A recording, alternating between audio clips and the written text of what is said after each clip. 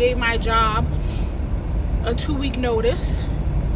You know, in your heart, when you feel like God is telling you to walk away, like you don't even care. In that moment, I wasn't like rent, car note, you know, whatever. I was just like, I'm sick of being underappreciated. I'm sick of being worked like a dog and just getting barked at and getting belittled and getting put down, you know. And it was just a buildup, you know, a buildup for a while.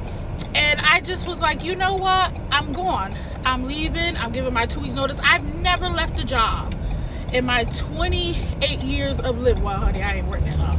But in my 10 years of working, I've been working since I'm 18 years old. I've never left a job and didn't have another job lined up. And I got more responsibilities now. Rent, lights, gas, car note, all of that stuff, right? And I ain't never done this before. But I felt like, y'all, my bad.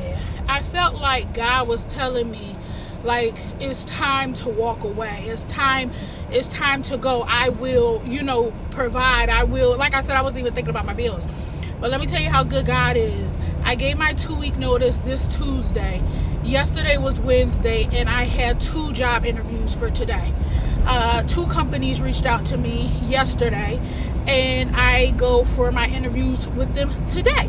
So I say all of that to say this: when you feel like God is telling you to go, God don't care about your bills. God don't care why you staying at that job. He don't care about none of that. He got you. You know, he got me. And I do have like health issues. I do have MS and stuff like that. And I had to call because when my MRIs were scheduled for, you know, I'm not going to be at that job no more, so I'm not going to have that insurance. But God is so good that one of the jobs that I'm interviewing for today, I hope I get it, you start off with insurance. So I'm just very grateful and very blessed. And I am just here to say, like, if you feel like it's time for you to walk away from that job and you know God got you, baby, walk away from that job. God got you. Job burnout is real.